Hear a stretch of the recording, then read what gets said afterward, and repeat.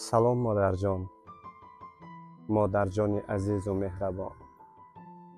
مادر جان، خیلی منت دارم که چونین یک پدر و مادر بهترین دارم. مادر جان، میدونید در زندگی من همیشه آن چیزی که من صاحب آنها شدم، این همش به مناسبت شما و پدرم است. مادر جان، این خنده ها دروغ است.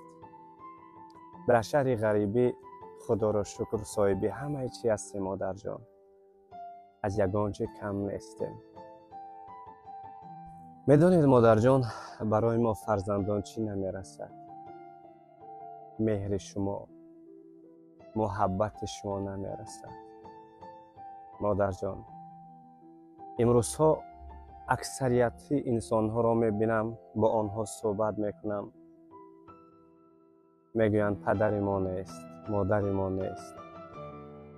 ما وقتی که در غریبی بودیم پدر ما از دنیا گذشت، مادر ما از دنیا گذشت و من نیز خیلی میترسم که روز شما و پدرم را از دست بدهم. مادر جان، میدانید که چقدر دوستتان می‌دارم. شما فرشته خاندان ما فرزندان هستید. هر یک فرزند تاجیک میخواهد که به نزد پدر و مادرش باشد، با آنها در سر یک دسترخوان نشسته یک پیاله چای بنوشد.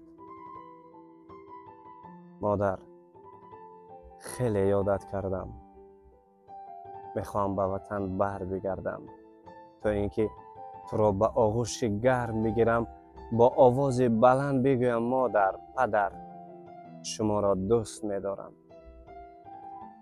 اما شکر میکنم که مادر جان، شما با مهنت حلال ما را کلان کرده.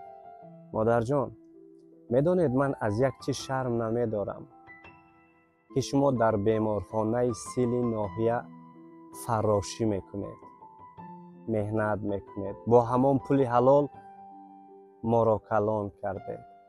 پدرم باشد استاگی میکردند، استا بودند و با نان حلال ما را به وای رسانیدند. اما شکر میکنم که پدر و مادر بهترین دارم.